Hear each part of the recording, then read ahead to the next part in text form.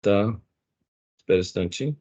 Bom, então, a gravação está sendo iniciada, né? Eu sou o professor Ricardo Plaza, estou aqui com o meu colega professor Alex Lino, né?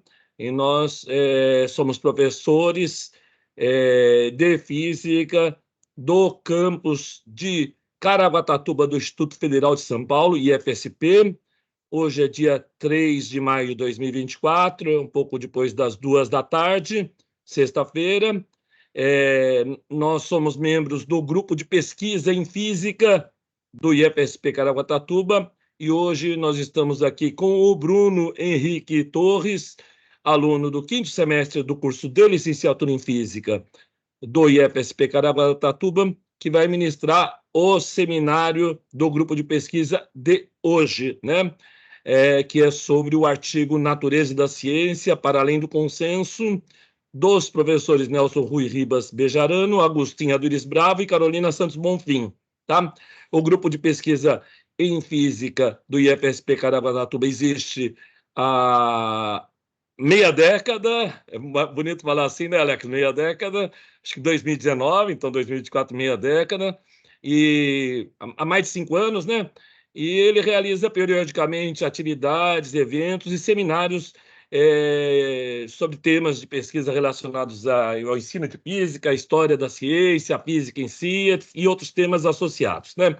Nós estamos aqui também com a professora Larissa, que é formada no nosso curso de licenciatura em física, atualmente a nossa colega docente de física do campus do IFSP de Caraguatatuba, o Cauá, que também é formado no nosso curso de licenciatura em física e está fazendo mestrado em ensino de física na USP, e tem outros membros aqui que são ex-alunos, inclusive, também, né? O José Brito, que é formado no nosso curso de licenciatura em física, atualmente está fazendo mestrado na UFABC, e alunos do curso nosso de licenciatura em física, como o Gabriel, o José Walter, a Lívia, a Nicole, a Patrícia, a Samara e outros. Bom, então, para a gente é uma honra ter o Bruno, que vem estudando sobre isso. Ele iniciou recentemente, depois ele vai falar, iniciou esse mês uma bolsa um projeto de pesquisa com bolsa de iniciação científica da FAPESP, e ele tem esses interesses muito grandes sobre questões relacionadas à história e à filosofia da ciência, né? Que basicamente é um tema bastante relacionado ao artigo que é o foco central do seminário do Bruno de hoje. Então, eu vou passar a palavra para o Bruno, que vai iniciar o seminário. Então, Bruno, a palavra está com você. Boa tarde a todos. Meu nome, o professor já falou, mas eu vou me apresentar novamente, né? Meu nome é Bruno Henrique Torres, sou aluno do curso de licenciatura em Física, da instituição do Instituto Federal de São Paulo, né, Campus Caraguá. Iniciei no dia 1º de maio um projeto de pesquisa, né, de iniciação científica, intitulado Galileu Galilei, Giordano Bruno, Ensino de Física e História da Ciência, que tem como instituição fomentadora a FAPESP. O meu orientador é o professor Ricardo Roberto Plaza Teixeira, e hoje nós preparamos esse seminário, né, que trata sobre a natureza da ciência para além do consenso, né? É o título do artigo, né, dos autores Nelson Ruiz Ribas, Agostinho Aduris Bravo e Carolina Santos Bonfim. Professor, deixa eu perguntar, tá dando para ver os slides? Tá perfeito, os slides estão super bonitos, inclusive, parabéns. Tá. Só queria pontuar isso aí. Então, posso... Tá passando aí o slide? Passou para o segundo slide. Tá. Bem, aqui é o início do artigo, né? Onde mostra ali o título do artigo, Natureza da Ciência para além do consenso, e aí os autores, né? Aí eu achei interessante também falar um pouco sobre a formação aí de cada um dos autores, né? O Nelson Rui Ribas Bejarano, ele possui graduação em Química pela Universidade Estadual de Campinas, ele é mestre em Educação pela Universidade Estadual de Campinas, doutor em Educação pela Universidade de São Paulo e, atualmente, ele é professor da Universidade Federal da Bahia. O Agostinho Agustín Aduriz Bravo possui doutorado em Didática em Ciências Experimentais pela Universidade de Barcelona e atualmente é professor da Universidade de Buenos Aires. E a Carolina Santos Bonfim possui bacharelado e licenciatura em Química pela Universidade Federal da Bahia e é mestre em Ensino e Filosofia e História das Ciências, né, pela Universidade Federal da Bahia. E atualmente doutoranda em Educação pela Universidade de Brasília. Aqui. Agora desapareceu o slide. E apareceu uma lousa bonita do Cauã lá atrás, cheia de integrais. Opa, peraí. O Cauã quer impressionar a gente, cuidado, né? Umas integrais bonitas aí. Estou resolvendo lista para aluno, professor. Beleza. Aluno desesperado com prova, aí eles me pagam, eu resolvo. O que você fez, Bruno? Agora não, voltou. Agora voltou. Eu não fiz nada, eu só ia passar o slide. Agora voltou do terceiro. Resumo do artigo. Estava aqui onde eu mostrei a formação de cada um, né? Falei sobre a formação, e agora aqui o resumo do artigo. Beleza. Só artigo... tinha uma dúvida, Bruno. O chat vai estar pelo WhatsApp, né? Não está tendo chat pelo Teams, né? Depois, se você quiser, a gente manda os slides lá pelo WhatsApp, tá, Cauã? Não, o chat tá pelo Teams. Eu acabei de enviar a mensagem que vocês receberam, para ver se está funcionando. Eu não recebi. Nem todo mundo vê a mensagem aqui pelo chat, tá? Então, tá se eu for enviar as coisas, eu envio pelo WhatsApp. Pode ser por lá. Pode continuar, Bruno. Tá. Bem, aí eu trouxe também aqui, né, nesse slide o resumo desse artigo, né? Do artigo do professor Agustín e colaboradores, né? Eu achei interessante focar, né? Dentro do que é o objetivo do próprio artigo e como ele mesmo escreve, né? Que o objetivo do artigo é discutir a importância da natureza da ciência na formação de professores e no ensino de ciências em geral. Eu achei interessante destacar duas palavras aí para a gente poder compreender um pouco o que é natureza da ciência, né? Por exemplo, ali a palavra metateóricos, que se a gente busca o conceito dessa palavra, a gente já começa a entender mais ou menos o que seja, né, o que seja a natureza da ciência e o que busca esse campo de estudo, né? Metateórico significa algo que transcende, né? Então, o estudo em um nível acima do teórico. Então, você deixa de lado, não deixar de lado, mas você não foca só em algo que é teórico e você vai em reflexões que ficam além da teoria, né? Que aí seriam, por exemplo, analisar um contexto histórico, né, ou uma produção científica, ou que foi elaborado naquele momento histórico, tentando compreender também o que se passava na sociedade culturalmente, socialmente, economicamente, né, politicamente, porque tudo isso influencia na produção, né, na produção científica. Eu usei alguns artigos, né, para elaborar essa apresentação, e um artigo que eu achei muito interessante é esse do professor Breno Arcioli Moura, né, que se chama O que é a natureza da ciência e qual sua relação com a história e filosofia da ciência. Esse daqui é um artigo que eu até, assim, recomendo que, antes de ler o artigo do professor Agustín, né, e colaboradores, leia esse, que esse daqui ele parece que prepara melhor a pessoa para uma futura leitura, né, desse artigo que é o principal aqui da apresentação. Bem, aí para a gente tentar compreender, né, o que seja a natureza da ciência, né, ou o que é a natureza da ciência, eu coloquei, né, fiz questão de colocar uma seguinte situação, que é a seguinte, né, esse termo natureza da ciência, ele é utilizado tanto no termo como português, né, ele aportuguesaram assim a palavra, né, ou em inglês, né. Alguns artigos, né, se a gente procurar alguns artigos sobre natureza da ciência, a gente vai deparar com esses dois termos, que é natureza da ciência, que é em português, com a sigla NDC, e alguns artigos também em português utilizando a nomenclatura Nature of Science, que é o NOS, né, com a sigla NOS, N-O-S. Então, se você vai se debruçar sobre o tema, né, e procurar artigos, provavelmente vai se deparar com esses dois termos, né, mas ambos tratam do mesmo campo de estudo, tá? E aí, conceituar o que seja a natureza da ciência, né, fica até um pouco difícil, porque diversos filósofos, né, historiadores, têm conceitos diferentes, né, muitos não entram em consenso, mas a gente, uma forma geral, a gente consegue fazer tirar um pequeno apanhado do que seja, né, ou tentar entender. Esse campo, né, ele estuda ou busca compreender a produção, a evolução, a avaliação, difusão e relações da ciência com o contexto que está inserida. Ou seja, né, como eu já havia mencionado, buscar compreender aquele momento onde foi produzido a ciência, né, onde foi produzido ali o contexto, produzido a ciência, tentando entender o contexto histórico onde estava inserido aquele cientista. Tentar compreender que questões socioculturais, né, políticas, religiosas, culturais, influenciam nessa produção, né, científica ao longo da história.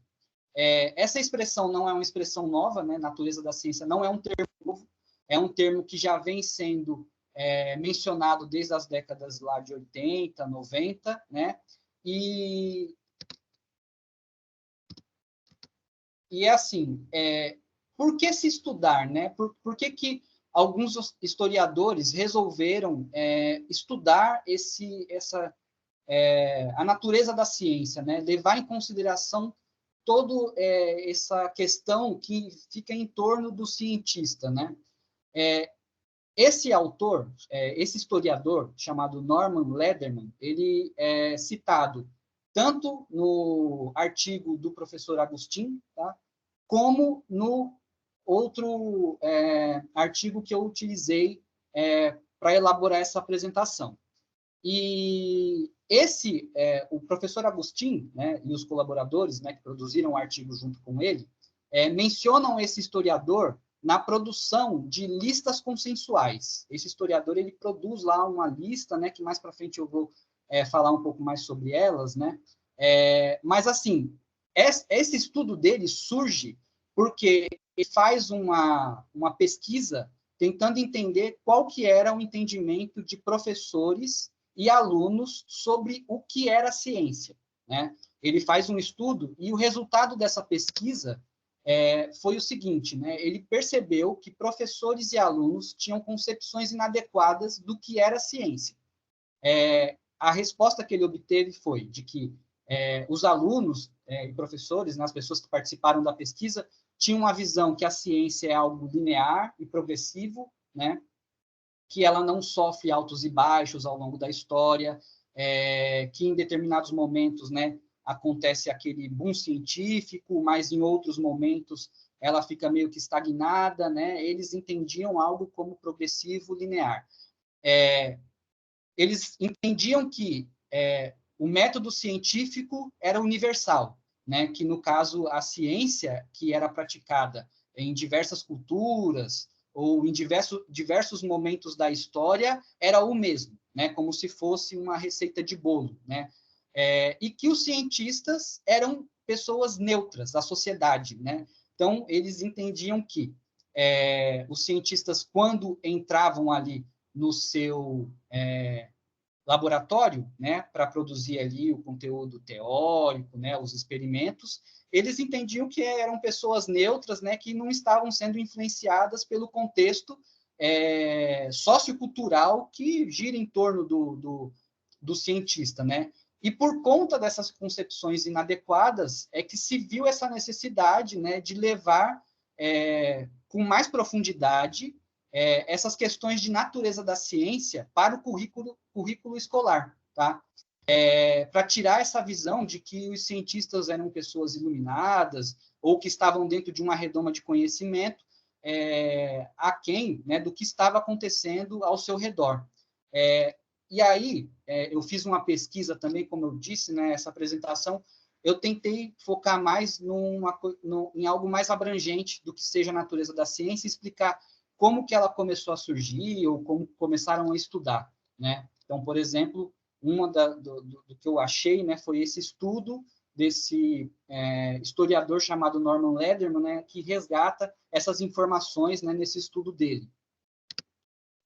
E aí eu vi que no Brasil, né, no PCN, que era Parâmetros Curriculares Nacionais, que era como se fosse o nosso BNCC hoje, né, nos anos de 97 a 2002, já colocava, né, como competência, por exemplo, no conteúdo de física, essa necessidade de se estudar a história da ciência, né? Então, por exemplo, esses dois trechos eu resgatei do próprio PCN, tá? Que, no caso, colocava ali como competência na matéria de física, né, que o aluno tinha que compreender a construção do conhecimento físico como um processo histórico em estreita relação com as condições sociais, políticas e econômicas de uma determinada época. Compreender a física como parte integrante da cultura contemporânea, identificando sua presença em diferentes âmbitos e setores, né? Então, diante desse estudo, né, que foram feitos, né, dessa necessidade de se levar a história da ciência para que se criasse, né, nos alunos, né, ou despertasse nos alunos um desenvolvimento do pensamento crítico, né, porque a natureza da ciência, né, por ela abordar essas questões que vão além do campo teórico e conceitual, né, tentar entender, por exemplo, o que acontece no entorno do cientista, leva muito um estudo aprofundado, né, sobre a história da ciência, o que é a filosofia da ciência, né, que elas estão entrelaçadas, né, e isso desperta nos alunos, né, uma compreensão mais abrangente do que está acontecendo, né, forma ali uma pessoa com uma alfabetização científica, né, mais apurada. Bem, aí, a importância... Bruno, posso intervir um momento aqui? Quer falar alguma coisa, professor? Sim, gostaria. Para a gente refletir também, quando se fala sobre a natureza, a concepção, né, de ciência que os estudantes têm, é importante ter em mente que essas concepções são formadas, né, fora da escola. As concepções iniciais dos estudantes, mesmo essas concepções que não são as que a gente está trabalhando aqui, né? São as Inadequadas. concepções, vamos chamar de inadequadas, mas concepções que se afastam aí do que é aceito, né? Filosoficamente, cientificamente, epistemologicamente. Então, essas noções elas acabam surgindo, né? Em jornais, desenhos animados, na ficção científica, principalmente noções indutivistas, né? As noções positivistas, indutivistas, que os estudantes trazem assim para a sala de aula com muita ênfase, sabe? Pergunta-se aos estudantes o que é ciência, o que faz um cientista, né? E eles logo respondem a questão experimental, a questão laboratorial, a questão, né, o mecanismo indutivista daquele de observar. Então, essas noções são bastante fortes, bastante presentes aí nos alunos, né, nessas concepções que eles trazem para a sala de aula. E essas concepções é que devem ser trabalhadas, né, quando se fala aí no PCN ou a BNCC, né, e que acaba esquecendo aí que os professores muitas vezes não têm formação adequada para trabalhar essas noções nos estudantes, né. Veja que a gente está estudando aqui dentro de um grupo de pesquisa, mas num curso de licenciatura se estuda, claro, né, essas visões, mas nem todos têm essa importância ou dão essa ênfase, essa importância na formação, né? Nem todos os cursos de formação de licenciatura dão essa ênfase. Então, isso é importante também mencionar, né? Tá? Então, é só assim um panorama anterior a esse que você está mostrando, né? Que é essa concepção que eles trazem, que eu queria deixar claro para vocês aí. Ok? Era isso.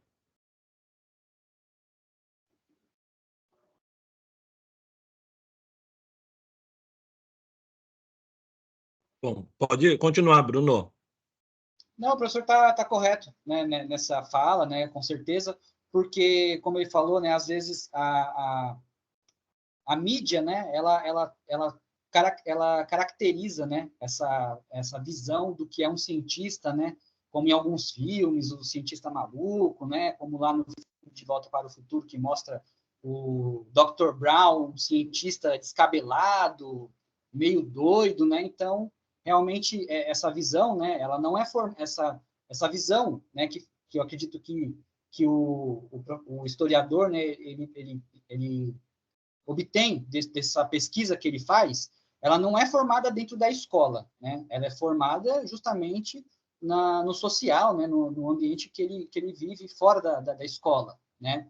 E aí, é por isso que o professor Agostinho, né, e os colaboradores, né, no artigo, mencionam da importância, né, de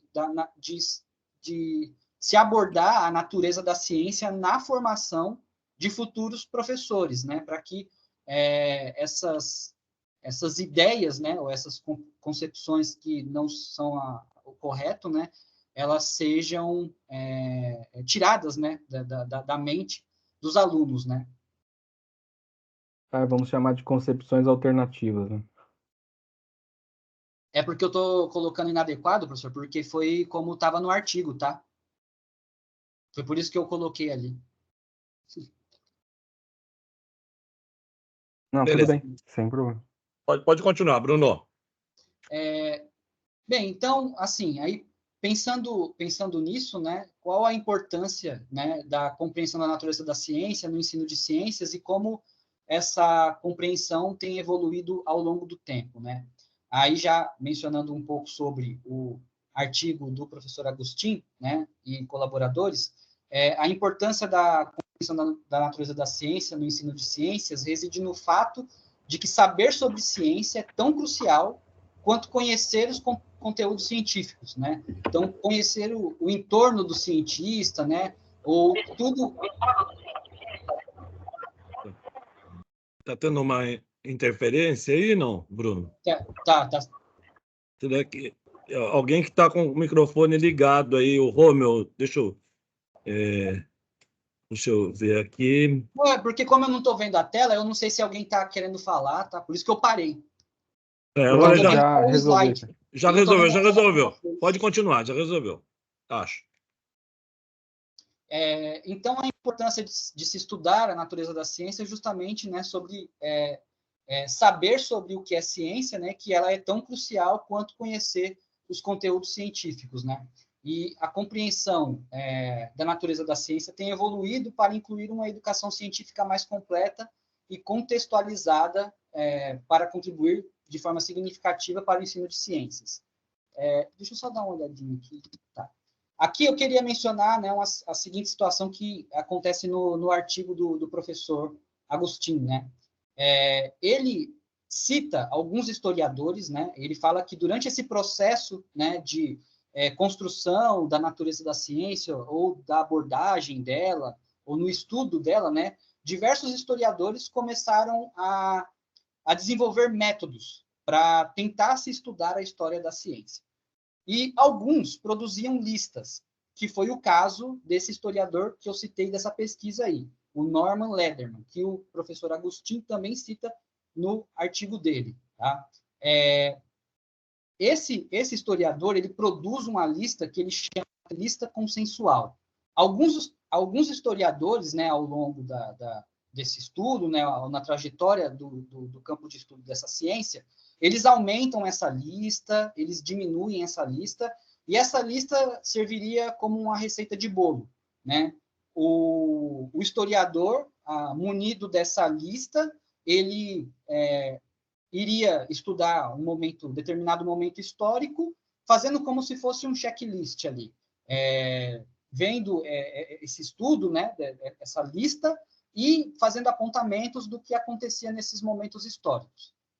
Só que isso é rebatido por alguns historiadores, né? Alguns historiadores não entram em consenso sobre essas listas, né? E até fazem críticas a ela, no sentido de que, quando você estuda a história dessa maneira, você está ficando sistematizado, né? Você está ficando... Você não está olhando para a cultura com uma visão que não te permite, né, por exemplo, entrar no anacronismo histórico. Um exemplo, né? Por exemplo, seria... Você tem que... Quando você se permite ao estudar uma sociedade, né, uma história em um determinado momento, você tem que olhar para aquela sociedade com os olhos dela, né? Ou com os olhos do momento social que estava em torno daquela sociedade, né? Então, essas listas, alguns historiadores, eles acham que ela mais prejudica nesse estudo, né, por criar alunos, né, que ficam robotizados nesse estudo, do que realmente entender o que seja a natureza da ciência, entender a construção científica daquele momento. Ô, Bruno, eu acho que você estava falando sobre... Porque o slide que está aparecendo aqui é que ele começa com qual a importância da compreensão da natureza da ciência. Isso. Mas o seguinte, já vai citar o beleza, Douglas desculpa. Auchin, que é o que critica justamente essas listas aí. Desculpa, foi erro meu, desculpa. E, Bruno, só para complementar, até mesmo porque quando a gente faz essas listas, né, também gostei bastante dessas críticas em relação a ela, né, que o artigo traz, né, justamente da mesma forma que se tenta construir um método, uma metodologia científica, em que principalmente o Farman critica bastante, né, existir um passo a passo, uma metodologia para se fazer ciência, acaba deixando de lado a questão da criatividade, né, do ser humano e tudo mais, né, de novas descobertas e isso gerando essas listas aí, mesmo dentro da metafísica, né, dentro da visão da epistemologia ou até da história, né, pode fazer com que passe despercebido certas características, né, como você mencionou, como a gente fez aquele estudo do Kuhn, né, colocar Isso. o chapéu, o óculos, né, daquelas pessoas que viviam, né, naquela época para entender como elas pensavam, como elas construíam aquele conhecimento. Né? Então, de certa forma, listas podem acabar impedindo que surjam novas descobertas, novas características, os olhares dos historiadores ali diante daquele período, né, pode passar alguma coisa despercebida porque ele estava focado naquela lista. Né? Acho que alguém tinha levantado a mão aí também.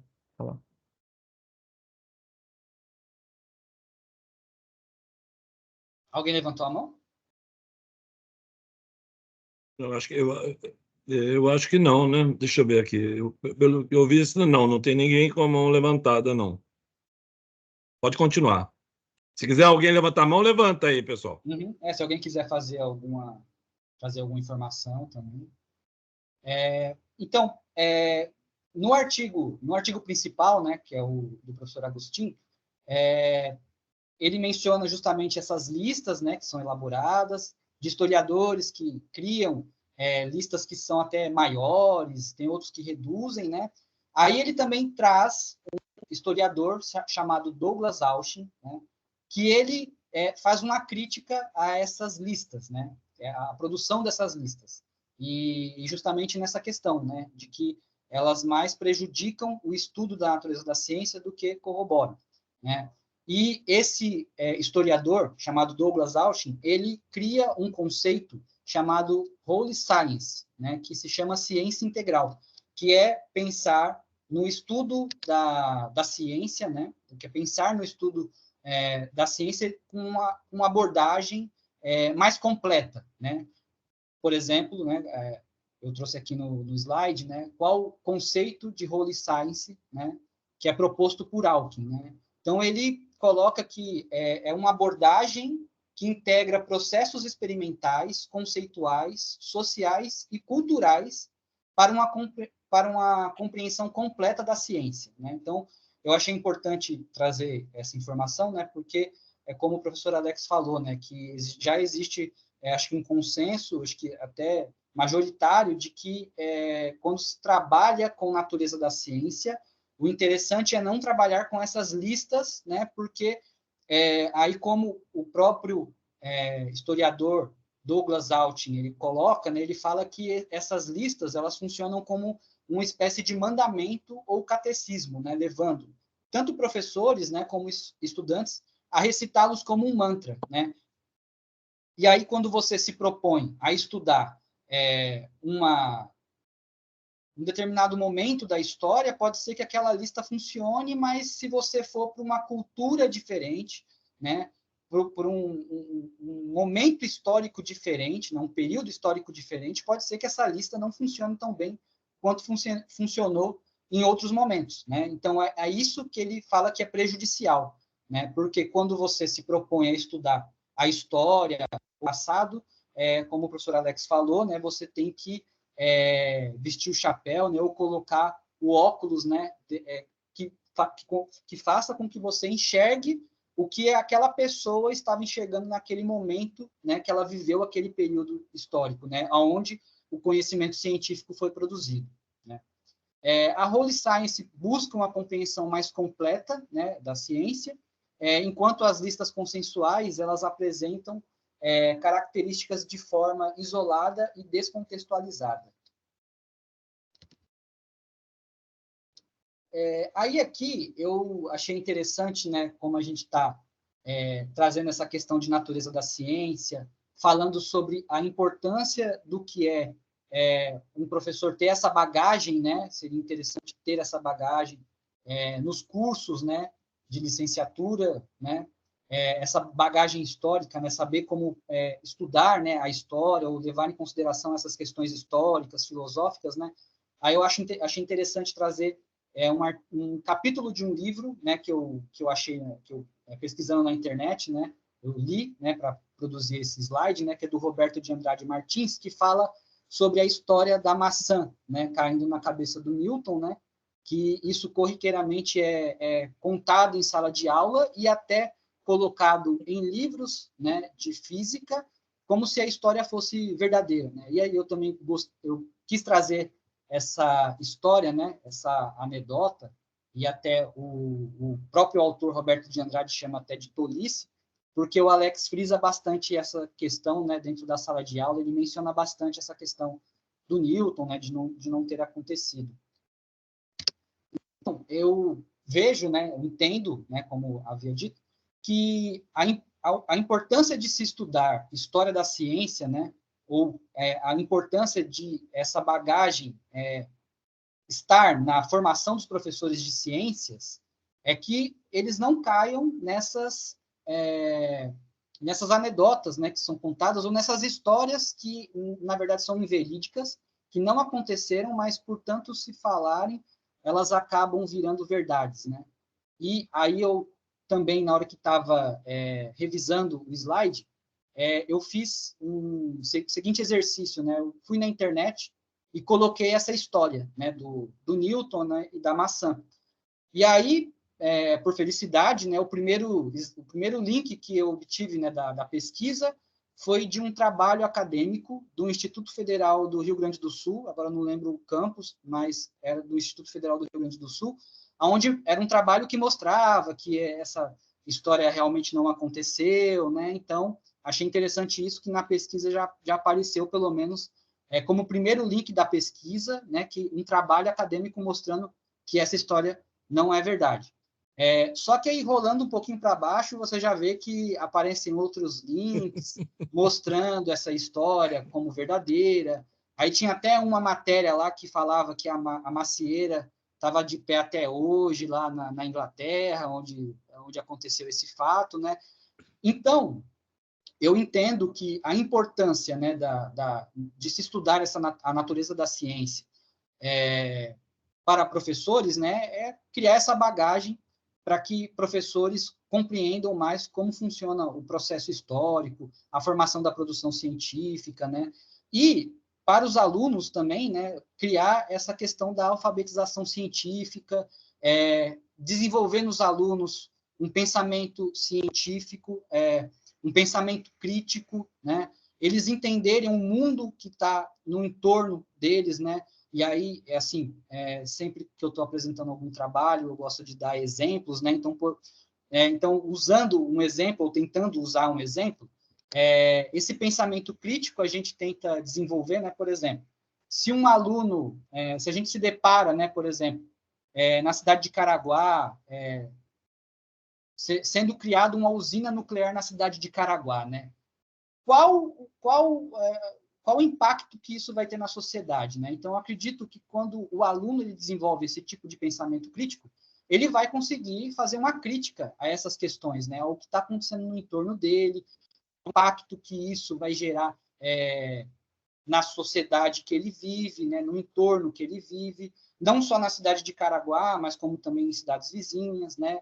Entender por que o desmatamento na Amazônia ocasiona o aquecimento global, né? Então, pensar sobre isso, né? Eu acho que a alfabetização científica faz com que a gente prepare o aluno, né, para essas questões que eu vejo que, infelizmente, né, a gente vê que a gente perde, né, essa guerra, porque se você vai no YouTube, você faz uma breve pesquisa, você vai encontrar diversos vídeos aí de pessoas falando que o homem não foi à Lua, de que a Terra é plana, de que vacinas não curam, né? Então, eu penso que quando a gente estuda, né, com afinco essa área, né, quando a gente pretende utilizar a história da ciência, né, a natureza da ciência, para estudar sobre esses temas ou essas questões, né, esse processo de evolução científico, eu acho que prepara mais o aluno para essas histórias, né, essas fake news que são contadas, né, na internet, né? Prepara o aluno para isso.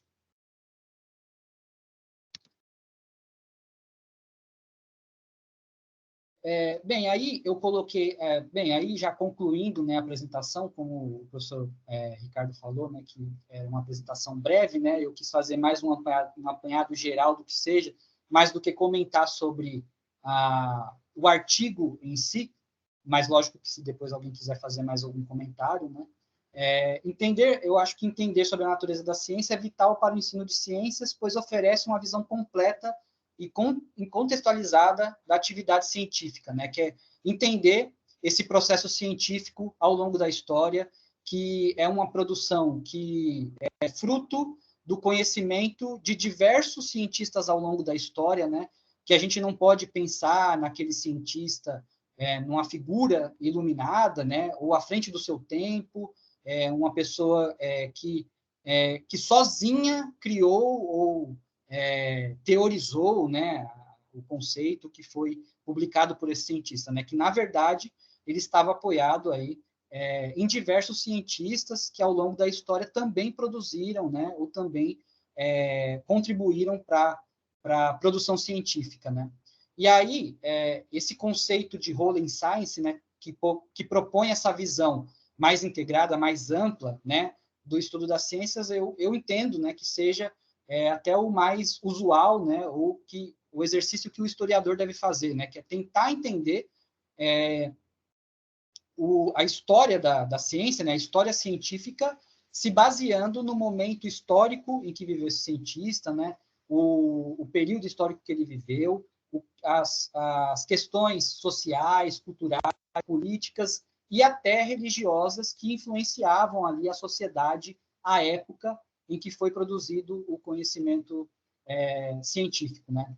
E, por fim, né, isso promove, né, como eu já havia dito também, uma alfabetização científica mais profunda e crítica, né, tanto por parte de professores como dos alunos também. E aí, só mais uma questão também que eu esqueci de colocar aqui na conclusão, né, que quando a gente se propõe a estudar a história da ciência, né, estudar a natureza da ciência, a filosofia da ciência, a gente vai para momentos históricos, né, diferentes do nosso. E a gente, como o professor Alex mencionou, temos que colocar o chapéu daquele momento histórico, né? Não olhar para aquela sociedade ou para aquele momento com os nossos olhos, né? Para a gente não incorrer no anacronismo histórico, que é ver um determinado momento do passado com os nossos olhos, né? Ou com a nossa visão de sociedade. Aí aqui as referências que eu utilizei para elaborar essa apresentação, tá? Como eu mencionei, eu achei bastante interessante esse artigo aqui Breno Arcioli, né, o que é natureza da ciência e qual sua relação com a história e filosofia da ciência. Eu acho que ele prepara, né, para a leitura posterior do artigo do professor Agustin, né, e colaboradores, que trata da natureza da ciência para além do consenso. Aí o meu expresso agradecimento a todos que estão aqui presentes, né, minha sincera gratidão à FAPESP pelo apoio e incentivo essencial. E é isso aí, professor. Muito bem, parabéns pelo seu seminário, Bruno, né? Está tendo alguns aplausos virtuais aí, né? Eu não sei como fazer isso, mas eu acho muito bacana. O Kawá sabe. Mas coraçãozinhos também. Então, bom, parabéns. O Bruno vem se dedicando bastante, praticamente nas 2 últimas semanas, para esse seminário, estudando. Pode ver que ele, além do artigo em foco, né, do professor Agostinho Adoriz Bravo e colaboradores, ele citou outros 4 artigos importantes, né, que ele estudou bastante esses 4, no caso, 3 artigos e um capítulo de livro, né? Que ele estudou bastante. Então, na verdade, acabaram sendo embarcados nesse seminário 5 artigos ao todo, né? Tá? E, novamente, a gente tem aqui, né, os professores Alex, Cauá e Larissa, que são estão bastante envolvidos com o tema da história da ciência, e também os alunos, né, que podem também fazer perguntas e colaborações. Como tem um teto essa reunião até no máximo 3h30, já são 3, eu vou passar a palavra, não sei, inicialmente para o Alex, né, se quiser fazer alguma consideração, e depois também para o Cauá e para a Larissa, ou para a Larissa e para o Cauá, e para alunos que quiserem fazer alguma pergunta. Então, a palavra é sua, Alex. Bom, parabéns, Bruno, aí pela apresentação, foi bacana, explanou bastante conceitos importantes aí, né, assuntos importantes para a gente desenvolver e, quem sabe, continuar, né, acho que era um desejo aí do grupo trabalhar essas noções de natureza da ciência, epistemologia, né, no ano passado, então a gente pode, né, que esse estudo hoje seja um start mesmo, né, para a gente dar dessa continuidade. Eu acho que é um tema bastante pertinente, muito difícil e complexo. Até vou mostrar por quê, tentar mostrar por quê, né, é complexo isso. Quando a gente fala do role science, né, primeiramente você tem que entender o que é ciência, né? Qual é o objetivo ali, né? Que você, imagine isso dentro de um contexto educacional, né? Estou falando, você ali como professor na sala de aula, tendo que ensinar ao seu aluno um conceito físico. Esse conceito físico, ele vem junto, né, ali com esse conceito físico, um pacote ali de características, né, históricas, culturais, sociais, né, tecnológicas, enfim, tem uma série de características que acompanham, né, esse conceito, né, histórica, né, e o professor, muitas vezes, fica, né, bastante limitado com o seu tempo, e a série de problemas que a gente tem, né, no contexto educacional, que acaba não conseguindo trazer essas abordagens, seja por questão formativa, seja por questão de trabalho mesmo, né? Enfim, tem uma série de problemas. Mas para a gente entender o objetivo principal aí, né, a gente tem que chegar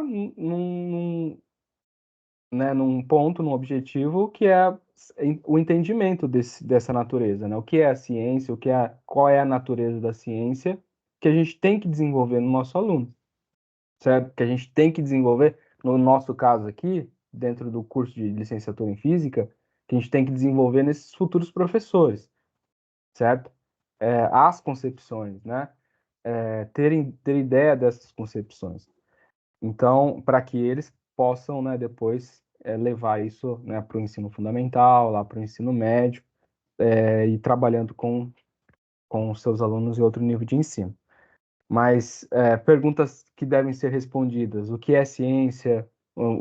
Quais são essas características, né, da ciência, da natureza da ciência? Quais são as metodologias que podem desenvolver esse conhecimento científico, esse pensamento científico, que que geram conceitos que a gente ensina em sala de aula, né, e que estão nos livros didáticos, por exemplo, nas apostilas.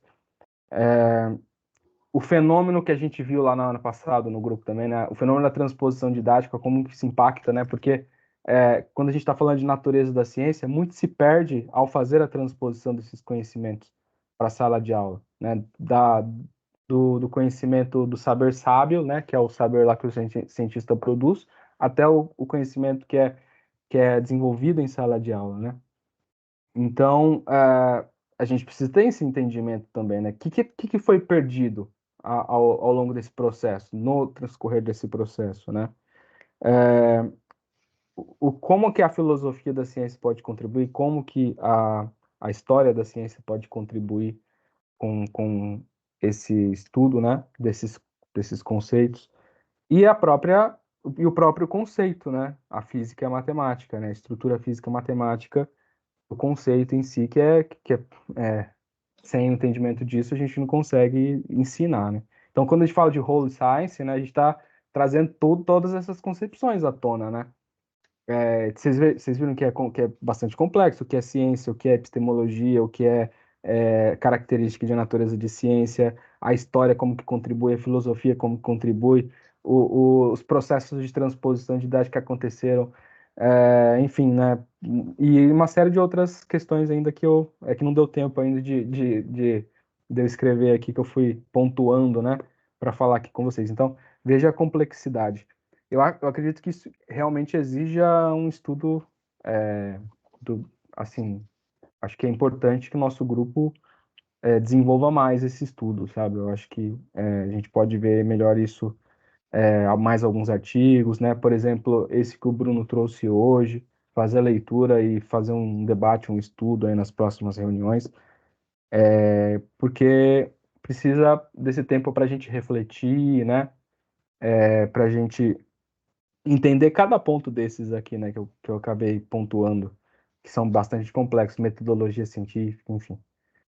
Bom, era isso que eu queria trazer, só a noção da complexidade do problema que a gente está entrando, e para resolvê-lo a gente precisa ter entendimento desses pontos, e eu sugiro aqui, a continuidade desse estudo.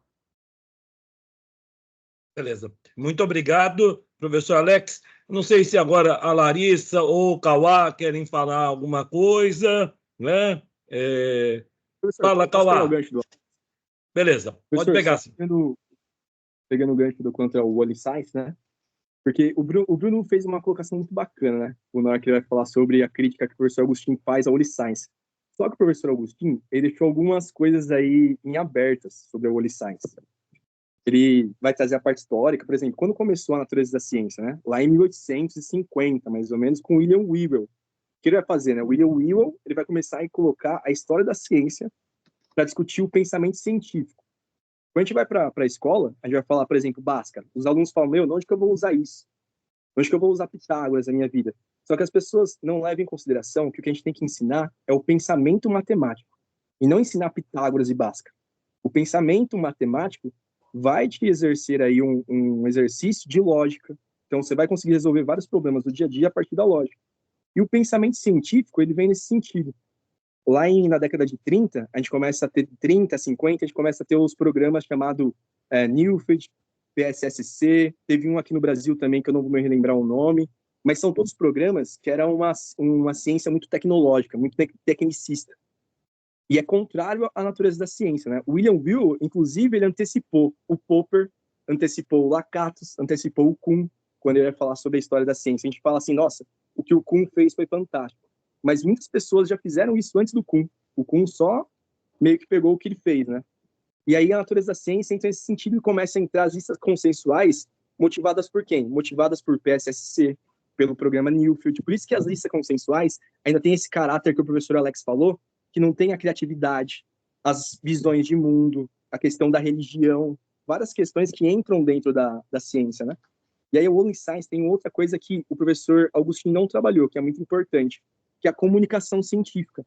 A gente pensa que a ciência vai até a publicação de um artigo, mas e depois? Por exemplo, com a questão da Covid, né? Muitas pessoas não se vacinaram porque elas não tinham como ter o pensamento científico para entender para entender a importância da vacina. E aí que e aí vou fazer uma outra correção, quando ele fala que o Douglas Altin foi quem cunhou o termo Holy Science. Na verdade, foi o grupo deles, né? Por exemplo, tem grandes grupos. O grupo do Lederman, o grupo do Osborne, vai falar sobre listas consensuais. Se não me engano, o grupo do McComas vai falar sobre semelhança familiar. Aqui, na América Latina, a gente, junto com o Altin, né? A gente tem um grupo forte que é sobre o Holy Science, só que não é só o Altin. Foi uma pessoa que é muito importante, que várias pessoas deixam de citar, é o Heteke. H-O-E-C-T. Esse escreve Heteke, eu mandei, assim, no artigo dele no grupo. Então, o Holy Science foi cunhado tanto por Douglas Altin, quanto também pelo Heteke. E eles vão falar que uma coisa muito importante é a questão do letramento científico midiático. Porque qual que é a grande questão, né? A gente teve um boom da natureza da ciência entre 70 e 90. Só que aí, depois da década de 2000, teve uma outra inserção que é muito importante, as mídias sociais. 2010, começou a ter muito surgimento de fake news, e aí surge o conceito de Holy Science, né? Que é para você falar sobre a ciência de modo integral, que nem foi o que o professor Alex falou, e o professor Augustin falou no artigo, só que ele esqueceu de citar a questão da argumentação, da comunicação científica. E aí tem um autor muito bom que ele traz para o Holy Science, que chama Raging Norris. Depois eu mando lá. É letramento científico midiático. Aí ele vai trazer alguns conceitos. Echo chambers, que são as câmeras de eco. Ele vai falar sobre espirais de silêncio, né? Porque, por exemplo, quando você está numa bolha, você está numa sala de aula, e você é um terraplanista, um antivacina, qualquer um desses caras, você está vivendo numa bolha. E essa bolha é similar a uma câmara de eco. Tudo que você fala ecoa com as pessoas que estão ao seu lado, e essa câmera não deixa aquilo sair para fora, e nem nada entrar. Então, aí tem uma outra coisa, a noção de falso consenso. Você pensa que, como está ecoando sempre aquilo, você pensa que aquela reverberação daquela comunicação é o consenso. E o que vem de fora, né, o que tentam te mostrar, não é consenso. Então, quando a gente vai falar sobre o Holy Science, é muito importante a gente falar sobre a comunicação científica. Quando o professor Altin e o professor Heteke traz a Holy Science, é para falar sobre a questão do echo chambers, noção de falso consenso, a questão também da espiral de silêncio, você não consegue sair daquilo, você tem o mesmo conceito, não consegue se desvencilhar daquilo, você precisa fazer uma anti-inoculação, né? A gente fala que inoculação de informações é, por exemplo, o WhatsApp, é que nem como se fosse uma cobra, uma serpente, né? A cobra, ela sem injeta o veneno e inocula. E a gente tem que fazer o processo de pré-banking, que a gente vai pegar essa inoculação e a gente vai desconstruindo isso. Mas a gente também pode fazer antes, que é o que o pré-bank faz. Você, antes de deixar a cobra picar, antes de chegar a fake news, você já pode fazer isso previamente. Então, isso que o Augustin vem trazer de Holy Science foi interessante, só que eu acho que ele poderia ter se aprofundado. E aí o que o professor Alex falou, a gente pode estudar de forma mais aprofundada. E aí não tem um consenso, assim, listas consensuais, semelhança familiar, tem outros tipos de natureza da ciência. Inclusive, o Holy Science é uma delas. Não existe falando assim, olha, essa é a mais correta. Mas, uma coisa muito interessante, né? O professor Augustin também, se não me engano, citou no artigo dele. A natureza da ciência vai ganhar grande força com o professor Matthews, que a gente, inclusive, já leu um artigo dele, o professor Alex propôs, acho que foi um dos primeiros artigos que a gente leu aqui no grupo, voltando esse ano, ou ano passado. E aí o Matthews, ele começa um congresso muito importante, que se chama a IHPST, International History Philosophy of Science. E aí, inclusive, esse ano vai ser na Argentina. E aí, é a partir daí que a natureza da ciência começa a tomar esse corpo, né? Então, assim, o que a gente pode fazer, levando ali em consideração o que o professor Alex falou, e eu também concordo com ele, a gente poder continuar com esses estudos, é trazer o Holy Science, porque vai ter várias outras, sei lá, linhas de filosofia quanto à natureza da ciência, que também, apesar de ter as suas críticas, também são interessantes. Listas consensuais, apesar de ter as suas limitações, tem coisas bacanas.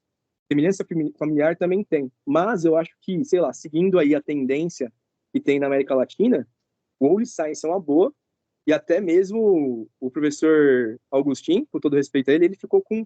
Ele só deu só o docinho, sabe? A gente só pegou só um pouquinho. A gente pode se aprofundar ainda mais no Holy Science, pegando os artigos do próprio Heteke, do próprio Douglas Altin. Enfim, estou falando sobre o que o professor Alex falou, né? De se aprofundar nessa área. Eu, pelo menos, estou super simpatizante do que o professor Alex falou, a gente pegar aí o Douglas Alt e entender realmente o que é o Holy Science, que é para nossa área, para a gente que trabalha com pesquisa na área de educação, sobretudo na área de letramento científico, é muito importante. E o Bruno falou uma coisa interessante, né? Que as siglas são NDC, Natureza da Ciência, ou em inglês nós. Hoje a gente já usa outra sigla, que é o Gnosis, que é Natureza da Ciência em Sociedade, Nature of Science in Society, que aí seria o que a gente está discutindo agora. O Holy Science não é mais NDC, o Holy Science é o NDCS. E aí, não sei, eu fico com a proposição do professor Alex, que é uma boa a gente se aprofundar nesse assunto. Tem bastante campo, né, para a gente pesquisar. Enfim, perdão aí tomar muito tempo da reunião. Não, muito bacana as suas contribuições, né? É bacana ver. Você está lá. Eu estou já muito curioso para a defesa de mestrado do Cauá, porque com certeza nós não vamos poder perder esse momento, né? Porque o Cauá está cheio de energia, né? Então, bacana. Eu espero não perder esse momento. Beleza. Obrigado, Cauá, pelas suas contribuições. Eu não sei se a Larissa quer fazer alguma fala, alguma intervenção, Larissa. Deixa eu dar minha palhinha então, né? Aproveitar esse momento. Primeiramente, parabéns, Bruno. Muito rica essa apresentação. Faz um tempo que eu não pegava para falar sobre epistemologia e história da ciência, então vamos dizer que eu tive um déjà vu bastante interessante. Eu acho que a primeira coisa que eu tenho para contribuir é que em algumas vezes da sua fala eu senti que você estava com um certo incômodo, né, de escolher qual linha de filosofia, qual definição é a melhor. E eu acho que quando você vai mexer com filosofia da ciência, principalmente, a contradição ela é oportuna e ela vai fazer parte da sua caminhada. Você vai ter N linhas filosóficas para escolher e para se agarrar. E muitas vezes, dentro dessas próprias linhas filosóficas, você vai ter a contradição e aquilo que você vai se apoiar. Então, fique mais calmo em relação a isso. Eu percebi que você estava muito afobado em relação a isso. E eu acho que a única coisa que eu tenho para deixar de contribuição para você, e eu quero deixar aqui bem claro que é uma contribuição, não é uma crítica, tá bom? Mas na organização dos seus slides. Por quê? Porque a sua fala ela é tão rica, mas quando a gente olha para os seus slides, a gente não consegue apoiar as suas falas. É importante que você coloque nos seus slides trechos do que você vai falar nas suas falas. Eu sinto que se eu for pegar os seus slides, eu não vou conseguir entrar numa discussão tão rica comigo mesma como se eu fosse ver o seu vídeo. Então, a minha sugestão principalmente, tome cuidado com os títulos. Se você voltar nos seus slides, você vai ver qual é o propósito, qual é a importância de tal coisa, qual é a importância de tal coisa. Aí, no final, parece que você não saiu da justificativa quando a gente olha nos seus slides. No entanto, quando a gente vê a sua fala, completa a sua apresentação. Então, tome um pouco mais de cuidado em relação à organização dos seus slides. Isso vai te ajudar muito a principalmente manter o público grudado na tela, né? Acompanhando o que você fala. Uma hora minha gata me mordeu aqui, eu fiquei aqui danando com ela, quando eu voltei você estava falando de uma coisa e seus slides não estavam apoiando sua fala e eu tive um breve segundo para voltar e me olhar, né? Me ver novamente naquela apresentação. Eu acho que essa é a minha principal sugestão em relação ao que você apresentou. Vamos tentar, na próxima vez, fazer uma cadeia lógica em que você sempre tenha nos seus slides o que você está falando de forma resumida e bem pontual. De resto, eu gostei muito e eu estou junto com o grupo. Eu acho que a discussão de história da ciência poderia continuar, porque é um assunto que o grupo como todo tem bastante interesse e eu acho que tem muita coisa para a gente conversar sobre isso. De resto, parabéns, Bruno. Obrigado. Eu queria só comentar a fala do Kawaka agora. A gente estava falando das listas, né? As listas, às vezes a gente usa bastante, viu, para, né, quando a gente está escrevendo projeto, pré-projeto, e tem que justificar de alguma forma por que é importante a utilização da natureza da ciência, por que que é importante história da ciência no ensino, por que que é importante trabalhar essas noções nos estudantes. A gente acaba optando por essas listinhas, né? Fica muito mais fácil, né? Eu mesmo já escrevi projetos, assim, pré-projetos que, como justificativa, né, acaba sendo muito bom você trazer o autor, né? Acho que é um dos pontos aí positivos, né? Fica mais fácil para quem tá iniciando o estudo também, né? De certa forma, essas listas acabam resumindo ali. Eu estava aqui com um artigo, ó, inclusive, estava lendo aqui o artigo Consenso sobre a Natureza da Ciência, dois pontos, a ciência e a tecnologia na sociedade, do Vasques. E aqui ele traz essas noções, né, dentro da sociologia, dentro da tecnologia, e da influência da sociedade na ciência e na tecnologia, e depois até mesmo na educação, né, essas noções aí de natureza da ciência. E essas tabelinhas acabam, né, resumindo as ideias, ajudando elencar, né, essas noções aí. Então, um ponto de partida assim, interessante também. Beleza, obrigado, professor Alex. Eu não sei, nenhum aluno se inscreveu. Eu vou, como já são 3h22, eu vou fazer a minha fala, daí eu vou passar para o Bruno para ele fazer a fala de encerramento, tá, Alex? Ó, bem pontualmente, é uma caricatura isso, né? A de que a ciência é feita por uma pessoa, um indivíduo isolado, que em algum momento tem um momento de epifania, né? Quando cai uma maçã na cabeça dele ou qualquer outra coisa, e consegue ver o que nunca antes ninguém viu, né? Tá? Como se fosse um iluminado e uma pessoa mais inteligente, mais perspicaz, ou mais observador do que todos os outros, né? Então, se a gente vê os momentos de mudança de paradigma da história da ciência, por exemplo, o Galileu, né? O Newton, o Darwin, o Einstein, né? Tá?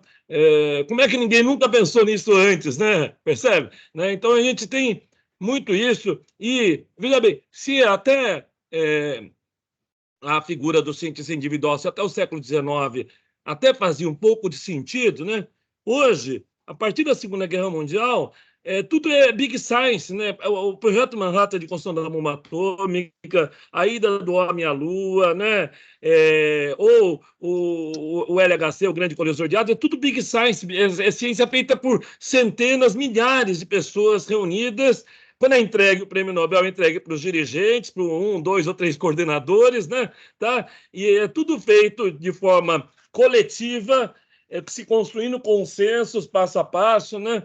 E nunca assim por um iluminado que chegou a ver o que. É claro, tem momento. É como um cume, sempre tem alguém que chega primeiro numa ideia ou num determinado conceito, né? Mas aquele conceito é porque ele chegou primeiro porque estava maduro para a época, né? Se o Einstein, o Darwin ou o Galileu tivesse nascido um século antes do que eles nasceram, eles não teriam feito nada daquilo, porque as ideias não estavam maduras para a época, né? Então, todos eles são frutos do seu período e da construção coletiva de conhecimento, né? A gente vai falar, pô, professor, você está destruindo a ideia, né, de um cientista imaculado, tal, está meio detonando, né? O cientista, né, o Einstein e tal, mas não se trata de perceber que a ciência não é assim. Até porque se a gente vai muito nessa ideia do iluminado, que tem um momento de epifania e que consegue ver o que ninguém nunca antes viu, a gente vai aceitar os Einsteins, mas a gente vai aceitar os anti-Einsteins também, né? Alguém que consegue perceber o que ninguém nunca viu antes, que a Terra é plana, mas ninguém nunca está conseguindo perceber isso, né? Percebe? Né? E não é assim, você vai construindo consenso, seja sobre a forma da Terra, né, desde o Eratóstenes, lá 2200 a.C., até sobre o aquecimento global hoje, você vai construindo consenso, e as coisas não são assim por uma visão, né, acima, ou por uma desconfiança, né, uma paranoia e tudo mais. Então, essa questão da Big Science e essa questão da forma coletiva de ser construída a ciência. E a última coisa que eu queria falar nesse momento é, nossa, eu acho que uma das frases mais importantes ali que o Bruno colocou no slide é isso, falar, ensinar sobre os meus cachorros aqui passaram latindo, ensinar sobre a forma como a ciência é produzida é tão importante quanto ensinar sobre a ciência em si, né? Tá? Porque os meninos, os jovens passam dos 6 aos 18 anos do banco escolar, né, estudando biologia, química, física, matemática, etc. Daí assiste meia dúzia de vídeos no YouTube e se torna terraplanistas, né? Tá entendendo? Como assim? Se torna antivacina, né? Então, justamente você não perceber a importância da evidência experimental, observacional, do raciocínio lógico, da forma como a ciência, porque você produz, nós produzimos artigos, esses artigos passam por parceiristas, por avaliadores, às vezes são aprovados, às vezes não, às vezes mais ou menos, e precisa de modificações, e é assim que a ciência vai evoluindo, né? Tá? E não a partir de um iluminado, né? Então, só quis dar ênfase para isso. São 3h27. Eu queria passar a palavra para o Bruno para ele fazer as suas considerações finais. Bruno. Eu queria agradecer, né, assim, por mais uma oportunidade de estar apresentando um trabalho aqui, né? Eu já tinha feito um capítulo do livro do Thomas Kuhn, né? Aí agora tenho a possibilidade de apresentar esse artigo, né? Está sendo enriquecedor para mim, né? Trabalhar com vocês, né? Assim, as pontuações sempre muito pontuais, né? Então, acredito que está sendo bom, enriquecedor, e desejo continuar aqui no grupo de pesquisa e trabalhando mais. Acho que é isso. Legal. Muito obrigado, Bruno. Eu vou encerrar agora a gravação e a gente vai ficar um pouquinho mais aqui. Deixa eu ver onde é que encerra. Espera aí um pouquinho. Para a gravação. Então, vou encerrar a gravação. Espera aí um pouquinho.